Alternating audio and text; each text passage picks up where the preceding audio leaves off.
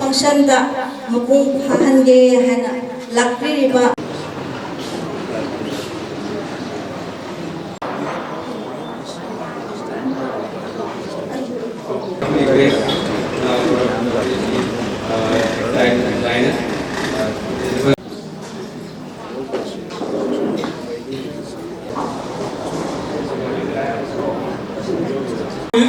The women are leaders in this sector. So that is a traditional views like our fane, be it our fane, we are. फिर आपका आता है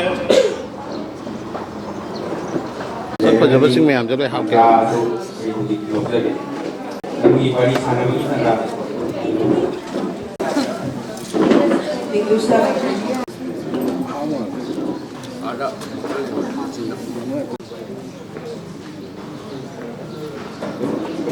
Yes, peserta sungguh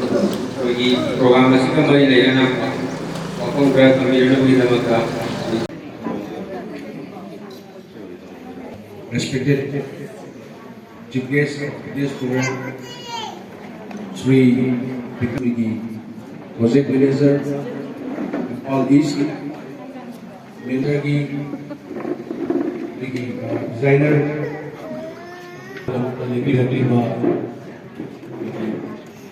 weavers, artisans,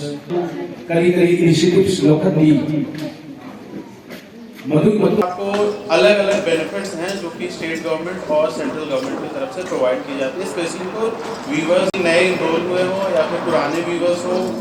या फिर उनके बच्चे पढ़ रहे हो कहीं पे तो वो हो गए, अवॉर्डीज हो गए उनके लिए। तो डिफरेंट स्कीम्स हैं, जैसे इंश्योरेंस स्कीम्स हो गई। इंश्योरेंस स्कीम्स के लिए हमारे पास बैंक से स्पेशलाइज्ड और भी आए हुए हैं मेंबर, वो आपको ज़्यादा डिटेल में एक्सप्लेन कर सकते हैं। प्लस फिर रहा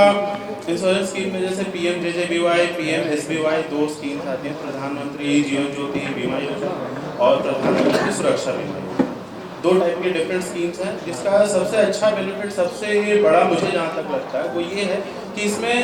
वीवर्स की तरफ से एक भी पैसा नहीं लगना, सिर्फ आपको बेसिक डॉक्यूमेंट्स हैं जो कि बैंक में जमा कराने होते हैं, और जो भी खर्च है वो आपको स्टेट हैंडलूम बेयर कर रही है या फिर सेंट्रल गवर्नमेंट बेयर कर रही है। तो 2 लाख ईच आता है, मतलब कि 4 लाख तक का मैक्सिमम आप उसमें सपोर्ट ले सकते हो हर साल। अगर वो ग्रेजुएशन की डिग्री वाले कोर्सेज कर रहे हैं तो उनके लिए है कि 4 साल तक वो बेनिफिट ले सकते हैं, डिप्लोमा कर रहा हो तो 3 साल तक का वो बेनिफिट ले सकता है। तो ये जो भी स्कॉलरशिप है, हाँ बेसिक क्राइटेरिया ये है कि आपके पास वीवर कार्ड या फिर पहचान कार्ड होना चाहिए, जैसे आधार कार्ड होता है आपका, बाकी बैंक डिटेल्स जैसे होता है। जैसे एक हुआ ना कि आप अगर, मैं एक बेसिक एग्जांपल देता हूँ कि नया अगर हम फ़ोन लेने जाते हैं या फिर कहीं कोई भी दूसरे बेनिफिट लेने के लिए होता है कि आप एक सिम कार्ड भी लेने जाते हो तो सामने वाला दुकान वाले बोलता होगा आपसे कि पहचान कार्ड दीजिए, आधार कार्ड दीजिए। डिपार्टमेंट खड़ा पुल्लगा हाइदी भी मेनली फॉरेस्ट डिपार्टमेंट है। फॉरेस्ट डिपार्टमेंट कोई ना बाइक ऑफिसना फॉरेस्ट में लाइबा रॉ मटेरियल से करी करी फरमाया है यदि काफी एरिया यदि आर्टिसंस में आगे इस कोई खुद साबे हैंडीक्राफ्ट की पोते सिंदा रॉ मटेरियल चल रहा मया मधुगी स्कीम करी करी लेरमनी मधु सुखंसी है नो फॉरेस्ट डिपार्टमेंट यदि कोई फॉरेस्ट और कोई लाइव और मसी प्रोग्राम से तथा रसी है ना होबनी मखन दसु कोई सी की वागा को लेकर जीकेस की वारो दसु मान सु जरकनी फॉरेस्ट में हा करी स्कीम ले है बा अदगी कोई की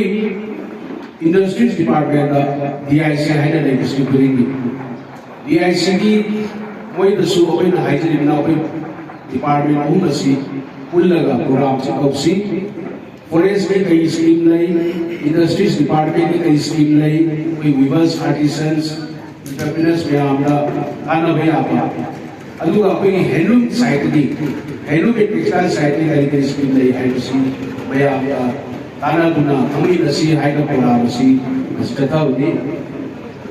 और कोई हाथ लागू का स्कीम CM यार्ड स्कीम से मसीदी स्कीम मसीदी खादा लन सब्सिडी 30% पीवनी लोगों की नेचुरल फाइबर्स का है बनी कॉटन की वायरो सिल्क की वायरो मसीदा 30% दिए 30% चाम कुत्रा रुपा 5,000 लेके है लगा दी ꯂꯨꯄꯥ 1,500 ꯑꯗꯒꯤ ꯑꯩꯈꯣꯏꯒꯤ ꯁꯤꯟꯊꯦꯇꯤꯛ ꯍꯥꯏꯔꯒꯗꯤ 1 ꯄ꯭ꯂꯥꯏ 2 ꯄ꯭ꯂꯥꯏ ꯃꯌꯥꯝ ꯂꯩꯕꯁꯦ ꯀꯣꯇꯟ ꯍꯥꯏꯔꯒ ꯄꯣꯂꯤꯁꯇꯔ ꯕꯤꯁꯀꯣꯁ ꯂꯩꯔꯤ ꯃꯌꯥꯝꯁꯤꯅ ꯑꯩꯈꯣꯏ ꯀꯩꯅꯣ 20% ꯄꯤ ꯂꯨꯄꯥ 5,000ꯒꯤ ꯂꯩꯔꯒꯗꯤ ꯂꯨꯄꯥ 1,000 ꯃꯁꯤꯒꯤ ꯁ꯭ꯀꯤꯝ ꯑꯁꯤ ꯑꯩꯈꯣꯏ ꯍꯧꯔꯦ ꯄ꯭ꯔꯣꯖꯦꯛ ꯃꯦꯅꯦꯖꯔꯁꯤꯡꯒ ꯗꯤꯁꯇ꯭ꯔꯤꯛꯇ ꯂꯝ ꯊꯝꯕ ꯍꯧꯔꯕꯅꯤ ꯏꯝꯐꯥꯜ ꯏꯁꯀꯤꯁꯨ ꯑꯩꯈꯣꯏ ꯄꯣꯔꯣꯝꯄꯥꯠꯇ ꯂꯩꯕ ꯑꯩꯈꯣꯏꯒꯤ ꯗꯤꯁꯇ꯭ꯔꯤꯛ ꯑꯦꯒ꯭ꯔꯤꯀꯜꯆꯔ ꯇꯦꯛꯁꯇꯥꯏꯜ ꯑꯣꯐꯤꯁꯇ ꯑꯩꯈꯣꯏ ꯃꯦꯝ ꯐꯝꯕꯤꯔꯤꯕ ꯑꯣꯐꯤꯁ ꯑꯁꯤꯗ ꯂꯝꯁꯤꯡ ꯑꯁꯤ ꯐꯪꯂꯕꯅꯤ ꯑꯗꯨꯅ ꯂꯝ ꯂꯧꯕꯤꯅꯤꯡꯕ ꯂꯩꯔꯒꯁꯨ ꯂꯝ ꯑꯁꯤ ꯍꯧꯖꯤꯛꯀꯤ ꯑꯩꯈꯣꯏꯒꯤ ꯑꯣꯐꯤꯁꯇ ꯂꯥꯛꯑꯒ ꯂꯧꯕ ꯌꯥꯒꯅꯤ ꯃꯗꯨꯕꯨ ꯃꯗꯨꯒꯤꯗꯃꯛꯇ ꯑꯩꯈꯣꯏꯁꯦ ꯐꯤꯁꯥꯕꯤꯅꯤ ꯍꯥꯏꯕꯁꯦ ꯋꯤꯕꯔꯁ ꯑꯥꯏ ꯀꯥꯔꯗ ꯁꯛꯇꯥꯛ ꯑꯣꯏꯗꯧꯕ ꯃꯗꯨꯒꯤ ꯋꯤꯕꯔꯁ ꯑꯥꯏ ꯀꯥꯔꯗ ꯌꯥꯎꯗ꯭ꯔꯒꯗꯤ ꯂꯝꯁꯤ ꯐꯪꯗꯣꯛ ꯌꯥꯗꯕ ꯑꯗꯨꯅ ꯋꯤꯕꯔꯁ ꯑꯥꯏ ꯀꯥꯔꯗ ꯄꯥꯏꯕꯤꯌꯨ ꯄꯥꯏꯔꯒꯗꯤ ꯑꯩꯈꯣꯏꯒꯤ ꯁꯤꯇꯤ ꯂꯩꯔꯤꯕ ꯅꯠꯇ꯭ꯔꯒ ꯑꯣꯐꯤꯁꯀꯤ ꯈꯨꯠꯊꯥꯡꯗ ꯋꯤꯕꯔ ꯑꯥꯏ ꯀꯥꯔꯗ ꯂꯧꯕꯤꯌꯨ ꯑꯃꯁꯨꯡ ꯑꯩꯈꯣꯏꯒꯤ ꯌꯥꯔꯗ ꯄꯥꯁꯕꯨꯛ ꯍꯥꯏꯅ ꯋꯤꯕꯔ ꯑꯥꯏ ꯀꯥꯔꯗ ꯄꯥꯏꯔ ꯃꯇꯨꯡꯗ ꯌꯥꯔꯗ ꯄꯥꯁꯕꯨꯛ ꯑꯃ ꯄꯤꯔꯛꯀꯅꯦꯕ ꯀꯔꯤꯒꯤꯅꯣ ꯄꯤꯔꯤꯕ ꯍꯥꯏꯕꯁꯤ ꯊꯥ ꯈꯨꯗꯤꯡꯒꯤ ꯑꯩꯈꯣꯏ ꯀꯤꯂꯣ ꯀꯌꯥ ꯂꯧꯕ ꯌꯥꯕꯒꯦ ꯍꯥꯏꯕ ꯂꯩꯌꯦꯕ ꯃꯗꯨ ꯏꯁꯤꯜꯍꯧꯗꯣꯏꯅꯦ ꯏꯁꯤꯜꯍꯧꯔꯒ ꯊꯥ ꯈꯨꯗꯤꯡꯒꯤ ꯑꯗꯨꯝ ꯃꯗꯨ ꯃꯇꯨꯡꯗ ꯄꯤꯔꯤꯅꯦꯕ ꯑꯩ ꯍꯟꯗꯛ ꯊꯥꯁꯤ ꯑꯩ ꯀꯤꯂꯣ 30 ꯂꯧꯒꯗꯕꯅꯤ ꯀꯤꯂꯣ 10 ꯂꯧꯔꯒꯗꯤ ꯀꯤꯂೋ 10 ꯂꯦꯝꯃꯤ ꯀꯤꯂꯣ 10 ꯂꯦꯝꯕꯁꯦ ꯃꯊꯪ ꯊꯥꯗ ꯂꯧꯕ ꯌꯥꯒꯅꯦꯕ ꯑꯗꯨꯃꯥꯏꯅ ꯑꯩꯈꯣꯏꯒꯤ ꯌꯥꯔꯗ ꯄꯥꯁꯕꯨꯛ ꯍꯥꯏꯅ ꯑꯃ ꯊꯝꯒꯅꯤ ꯌꯥꯔꯗ ꯄꯥꯁꯕꯨꯛ ꯑꯁꯤ ꯃꯁꯤ ꯂꯧꯗ꯭ꯔꯒꯗꯤ ꯑꯃꯨꯛꯁꯨ ꯌꯥꯔꯗꯒꯤ ꯁ꯭ꯀꯤꯝꯁꯤꯡ ꯂꯝꯁꯤ ꯂꯧꯕ ꯌꯥꯒꯅꯤ ꯑꯗꯨꯅ ꯑꯅꯤꯁꯤ ꯂꯧꯕꯤꯌꯨ ꯑꯗꯨꯒꯤ ꯃꯊꯛꯇ ꯑꯩꯈꯣꯏꯒꯤ ꯑꯣꯐꯤꯁꯤꯌꯦꯜꯁꯤꯡꯅ ꯍꯧꯖꯤꯛꯁꯦ ꯀꯦꯝꯄꯦꯟ ꯇꯧꯔꯤꯕꯅꯤ ꯋꯤꯕꯔꯁꯀꯤ ꯏꯟꯁꯨꯔꯦꯟꯁ ꯍꯥꯏꯅ ꯉꯁꯥꯏ ꯑꯩꯈꯣꯏꯒꯤ ꯋꯤꯕꯔ ꯁꯥꯔꯚꯤꯁ ꯁꯦꯟꯇꯔꯒꯤ ꯑꯩꯈꯣꯏ ꯀꯩꯅꯣꯗꯁꯨ ꯍꯥꯏꯕꯤꯈ꯭ꯔꯦ ꯄ꯭ꯔꯙꯥꯟ ꯃꯟꯇ꯭ꯔꯤ ꯖꯤꯕꯟ ꯖ꯭ꯌꯣꯇꯤ ꯕꯤꯃꯥ ꯌꯣꯖꯅꯥ ꯍꯥꯏꯅ ꯁꯤꯒꯤꯁꯤ ꯌꯥꯎꯕꯤꯌꯨ ꯂꯨꯄꯥ 150 ꯀꯣꯡꯅꯤ ꯆꯍꯤ ꯈꯨꯗꯤꯡꯒꯤ ꯀꯩꯅꯣꯅꯤ ꯏꯟꯁꯨꯔꯦꯟꯁꯅꯤ ꯃꯥꯒꯤ ꯄ꯭ꯔꯤꯃꯤꯌꯝꯁꯤꯅ ꯂꯨꯄꯥ 150 ꯑꯗꯨꯒ ꯍꯧꯕꯅ ꯃꯦꯒꯤ ꯇꯥꯡ 1ꯗꯒꯤꯅ ꯃꯊꯪꯒꯤ ꯆꯍꯤꯒꯤ ꯖꯨꯟꯒꯤ ꯇꯥꯡ 1ꯗꯒꯤ ꯍꯧꯕ ꯖꯨꯟꯒꯤ ꯇꯥꯡ 1ꯗꯒꯤ ꯍꯧꯕꯅ ꯃꯦꯒꯤ ꯇꯥꯡ 31 ꯑꯣꯏꯕ ꯑꯗꯨꯅ ꯄ꯭ꯔꯤꯃꯤꯌꯝꯁꯤ ꯂꯧꯔꯒ ꯄ꯭ꯔꯤꯃꯤꯌꯝꯁꯤ ꯑꯩꯈꯣꯏꯒꯤ ꯗꯤꯄꯥꯔꯠꯃꯦꯟ ꯃꯥꯏꯀꯩꯗ ꯄꯤꯔꯛꯀꯅꯤ ꯂꯨꯄा 150 ꯇꯧꯁꯤ ꯏꯟꯁꯨꯔꯦꯟꯁ ꯌꯥꯎꯕꯤꯌꯨ ꯍꯥꯏꯕꯅꯤ ꯑꯩꯅ ꯊꯕꯛꯇꯤ ꯂꯣꯏ ꯌꯥꯎꯔꯒ ꯃꯥꯜꯂꯤ ꯃꯌꯥꯝ ꯂꯣꯏ ꯌꯥꯎꯕꯤꯔꯕꯅꯤ ꯏꯟꯁꯨꯔꯦꯟꯁꯁꯦ ꯌꯥꯎꯗ꯭ꯔꯣ ꯊꯥꯒꯠꯄꯤꯌꯨ ꯌꯥꯏ ꯍꯥꯏꯕꯗꯨ ꯃꯣꯏꯁꯨ ꯍꯥꯏꯖꯁꯅꯨꯅ ꯀꯧꯕꯤꯕ ꯉꯁꯤꯁꯦ ꯕꯦꯡꯛꯁꯦ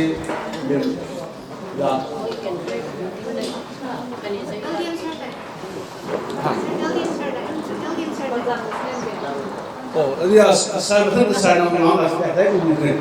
ꯑꯗꯨꯅ ꯃꯊꯪꯗ ꯁꯥꯔꯅ ꯑꯩꯈꯣꯏꯒꯤ ꯃꯨꯗ꯭ꯔꯥꯒꯤ ꯃꯇꯥꯡꯗ ꯋꯤꯕꯔꯁ ꯃꯨꯗ꯭ꯔꯥ ꯃꯇꯥꯡꯗ ꯁꯥꯔꯅ ꯋꯥꯔꯤ ꯊꯝꯖꯔꯁꯤ ꯑꯗꯨꯒ ꯁ꯭ꯀꯤꯝ ꯃꯌꯥꯝ ꯑꯁꯤ ꯑꯩꯅ ꯍꯥꯏꯕꯁꯤ ꯁ꯭ꯀꯤꯝꯁꯤ ꯀꯔꯤ ꯂꯩꯕ ꯍꯥꯏꯕꯁꯦ ꯍꯣꯔꯦꯟ ꯂꯣꯏ ꯇꯥꯔꯒ ꯏꯟꯇꯔꯦꯁꯟ ꯑꯃ ꯇꯧꯁꯦꯕ ꯐꯣꯔꯦꯁꯀꯤꯁꯨ ꯌꯥꯎꯔꯦ ꯑꯗꯒꯤꯗꯤ ꯑꯩꯈꯣꯏꯒꯤ ꯀꯩꯅꯣꯁꯨ ꯍꯦꯟꯂꯨꯝ ꯇꯦꯛꯁꯇꯥꯏꯜꯁꯨ ꯂꯩꯔꯦ ꯑꯗꯒꯤ ꯑꯩꯈꯣꯏꯒꯤ DICꯁꯨ ꯏꯟꯗꯁꯇ꯭ꯔꯤꯁꯨ ꯂꯩꯔꯤ ꯑꯩꯈꯣꯏ ꯄꯨꯂꯞ ꯄꯨꯜꯂꯒ ꯀꯔꯤ ꯇꯧꯕ ꯌꯥꯕꯒꯦ ꯍꯥꯏꯕꯁꯤ ꯇꯥꯟꯅꯁꯤ ꯕꯦꯡꯛꯁꯤꯡꯗ ꯁꯕꯃꯤꯠ ꯇꯧꯈꯤꯕꯗꯣ ꯃꯔꯤ ꯂꯩꯅꯕ ꯗꯤꯄꯥꯔꯠꯃꯦꯟꯅ ꯏꯝꯐꯥꯜ ꯏꯁꯀꯤ ꯑꯣꯏꯔꯦ LGMꯗ ꯀꯣꯄꯤ ꯄꯤꯕꯤꯌꯣ ꯅꯦꯝ ꯂꯤꯁ ꯑꯦꯄ꯭ꯂꯤꯀꯥꯟꯗꯨꯒꯤ ꯃꯃꯤꯡ ꯅꯦꯝ ꯂꯤꯁ ꯕꯦꯡꯛ ꯃꯃꯤꯡ ꯕ꯭ꯔꯥꯟꯁ ꯃꯃꯤꯡ ꯃꯁꯤꯡ ꯀꯌꯥꯅꯣ ꯗꯤꯇꯦꯜꯁ ꯑꯩꯉꯣꯟꯗ ꯀꯣꯄꯤ ꯌꯧꯍꯟꯕꯤꯌꯨ ꯕꯦꯡꯛꯇꯨꯗ ꯁ꯭ꯇꯦꯇꯁ ꯀꯔꯤꯅꯣ ꯁꯤꯒꯤ ꯂꯣꯟ ꯄ꯭ꯔꯄꯣꯖꯜꯁꯤ ꯀꯃꯥꯏꯅ ꯇꯧꯔꯦ ꯗꯣꯀꯨꯃꯦꯟ ꯋꯥꯠꯄ꯭ꯔꯥ ꯀꯔꯤ ꯋꯥꯠꯄꯅ ꯋꯥꯠꯂꯒꯅ ꯁꯨꯃꯥꯏꯅ ꯇꯧ ꯍꯥꯏꯕꯒꯤ ꯐꯣꯂꯣ ꯑꯞ ꯍꯥꯏꯇꯥꯔꯦ ꯃꯗꯨꯒꯤ ꯄ꯭ꯔꯣꯒ꯭ꯔꯦꯁ ꯁ꯭ꯇꯦꯇꯁ ꯌꯦꯡꯖꯟꯒꯗꯧꯔꯤꯕꯗꯣ ꯑꯗꯨꯒꯤ ꯄꯣꯠꯇꯨꯃ ꯇꯧꯔꯀꯥꯟꯗ ꯃꯇꯝ ꯏꯆꯪ ꯆꯪꯗꯅ ꯉꯁꯥꯏꯒꯤ ꯂꯪ ꯁꯕꯁꯤꯗꯤ ꯌꯥꯎꯅ ꯐꯪꯉꯤꯉꯩꯗ ꯃꯨꯗ꯭ꯔꯥ ꯂꯣꯟꯗꯨꯒ ꯐꯪꯖꯔꯗꯤ ꯊꯥ 5 ꯆꯍꯤ ꯑꯃ ꯂꯩꯅꯕ ꯄꯩꯁꯥ ꯈꯨꯠꯇ ꯐꯪꯗꯣꯏꯅꯤ ꯂꯣꯟꯗꯨ ꯄ꯭ꯔꯣꯁꯦꯁꯇ ꯁꯨꯝ ꯂꯩꯔꯦ ꯆꯍꯤ ꯍꯧꯈ꯭ꯔꯒꯗꯤ ꯂꯪ ꯂꯣꯏꯕꯅ ꯍꯥꯟꯅꯁꯨ ꯌꯥꯎꯗꯣꯏꯅꯤ ꯑꯗꯨꯅ ꯃꯔꯤ ꯂꯩꯅꯕ ꯗꯤꯄꯥꯔꯠꯃꯦꯟꯁꯤꯡꯅ ꯍꯥꯏꯔꯤꯕ ꯀꯣꯄꯤꯁꯤ ꯗꯤꯁꯇ꯭ꯔꯤꯛ ꯃꯦꯅꯦꯖꯔ LGMꯗ ꯀꯣꯄꯤ ꯌꯧꯍꯟꯕꯤꯌꯨ ꯑꯩ ꯐꯣꯔꯋꯥꯔꯗ ꯇꯧꯖꯒꯦ ꯑꯩ ꯃꯃꯥꯡꯗꯁꯨ ꯍꯥꯏꯖꯈꯤꯕꯅꯤ ꯏꯕ꯭ꯔꯤ ꯕꯦꯡꯛ ꯕ꯭ꯔꯥꯟꯁꯇ ꯄ꯭ꯔꯄꯣꯖꯜ 2 3 ꯊꯥꯕ ꯂꯩꯔꯝꯕ ꯌꯥꯏ ꯋꯥꯟ ꯇꯥꯏꯝꯗ 30-40 ꯄ꯭ꯔꯄꯣꯖꯜ ꯊꯥꯖꯟꯕꯤꯗꯕ ꯑꯗꯨꯃ ꯊꯥꯖꯜꯂꯨꯔꯒꯗꯤ ꯕꯦꯡꯀꯤꯡꯒꯤ ꯆꯤꯟꯈ꯭ꯔꯕ matamjala sabin dai ge potong nam jala ko matamda paikhala su ama khang mangai hana paikhat kada kun thajan bada tarama pan budi adum nai du adai document expire or yausala kadoi loan apply to the kali document hap kada ge document wa pana unnecessary da document su de na phat hando kada matam chang da doi amok pisan bagi lambi du da lak da direct ai na bank da lak to pisan ba ya de department lagi lak da kali document hap ni ngasai reverse card ka to ma ai phi sa bi ne ma sam khang na ba ko to ma xerox copy Aadhaar pan card account passbook mamai du wara su account sigi bank da sigi branch da lai khang na ba ri ko account number ma yaw ba ko to ba da de sai gi account lai ba bank branch su da loan apply to ba da ne account na ma ri da le ga yu ko da loan apply to ba ya account lai ba du wai ga da ni loi na ma sa ya ma loi ba important na ko ma yaw ri ma do ye ko to kai na project course ni reverse mudra sida ising yang ke we 1 lakh we 2 lakh we 2 lakh ke hero 2 lakh ki project ko sama yaw ga da bani project ko su da machine ma man yaw ga ni machine lai kai he lo to ma tam da working capital na lang lai ba ki ko lang da rupa ka chang ni khars ko ka chang ni telephone charge ising mai ji chang ga da ai the weaves that we are doing, be it the Moiran Fee, Fanek, everything is globally acclaimed. The saris that our state is producing, it is receiving glamour throughout the world. I can depict you an incident where few of my family members, they visited our state. So they came to Manipur and I bought few traditional saris to them. When they returned back to my state, my home state, that is Maharashtra, everybody was inquiring from where have you got these beautiful sarees. So they told that we have got it from my son who is posted in Manipur. So our sarees are very fine. The handloom that we are producing, it is very fine and it is very beautiful and acclaimed everywhere. So we should be proud of it. We should be proud of it, our handlooms. And other point is the handlooms that the weaves that we are producing, it is eco-friendly. The energy consumption in this loom is very less and it is naturally produced. So it is very eco-friendly. The dyes that we are using is natural, right? So it is very eco-friendly. So we should, in order to promote the ecological value, we should promote handlooms also. So the international demand, it is due to its fine craft. When it comes to forest department, we also have a few schemes. As everybody has told about their schemes, we also have a scheme called VDVK, Vandan Vikas Kendras, Vandan Vikas Yojana. Through this, what we do is we promote collection of raw materials from the forest and its processing and value addition. So we can come on a platform where we can supply, our VDVKs can supply raw materials to the handloom, the weavers and other skilled people who want it. So through that we can come together and we can work out with some good livelihood, we can come out with some good livelihood opportunities for the people. So it can generate livelihood opportunities, it can increase the income that is each family is earning, every family is earning. So that will also be a good benefit for us. So in today's program, we have also gained some knowledge about financial literacy. Financial literacy is very important because through financial literacy, we will come into the financial mainstream. We will be coming into financial inclusion. So nowadays, we are coming across various platforms, be it GPay, UPay, many other platforms are coming up. These platforms, they come with many good opportunities. It provides us some global market. So we can accept orders from many other states, be it many other countries also.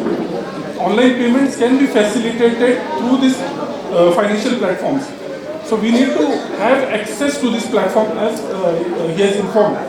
But at the same time, this financial literacy also provides us the skills that we need to follow to ensure that we don't get prey to some financial frauds. So we are safe from those. So organizing this program, and thank you everyone for quietly listening to my words. Arvind. ईश्वर की mummy पर मलाई लेतना खुंगुम में ले मोरो अदैदा की अखोई की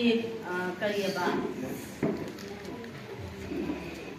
खुजू तैखम हाइब्रा कोई की लाइ तिन जगह फरम पकी तो अदु की मौंग दुकुम्बा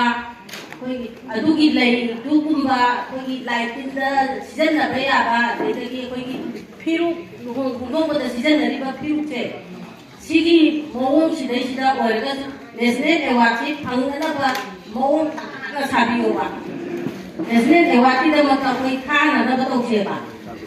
नेशनल अवार्ड से फंगो मतमना पैसा से याम न फंगनी ओय ए पैसा से काव फी साबने फने सारी नि ए मोपा फिदा सारी नि बुदै सारी ने सुकै को फिदा नो तो दिकी मतमदिला डिजाइन पुथोगा करम कमाई तौरगा कोई की मणिपुर जी चाखनबा मपान लमदा करम फी थादोगा कोई जी कुसुम अति हे न फंगदा के हाइबकी वखनसे मसैदा फी जे साबियोबा लंजू अहोंग लेरबनी ऑफिसदा अदो अहान बगतदा कोई की चिलिना वमना मुगा गे हन कोपी एको मुगा जी होकी होकी कोपी योगी योगी योगानी असुंगा जति याम लेरे 2/40 ने 2/60 ने मोबा की फने कुदै साबकी दी याम नुगाइरनी होम ममन ngai बिंदाना तोइना आहान ग हाइ लेको 20% 30% ताबगे हाबदो अदुदि लेरे नौबीरो बयारनी अदगी मखा नारबदा यान पासबुक ने विवर का ने सागबो मयामदो ऑफिस ता लापीरो अदुगा साजरसी ऐसी higher commission on government schemes and financial literacy at programs that we as the region delivered movement of Charva this from the government I have become a bit IFS Indian First Officer Center. Sir, on behalf of the district office,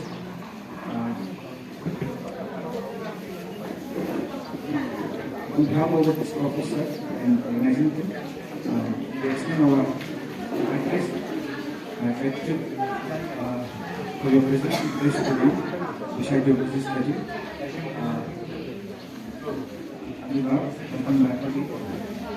Graduate, anyone can start this week, please director of the leadership of the group. It's a lot of international programs that we do not take office sitting around that experience with business in the Congress or community,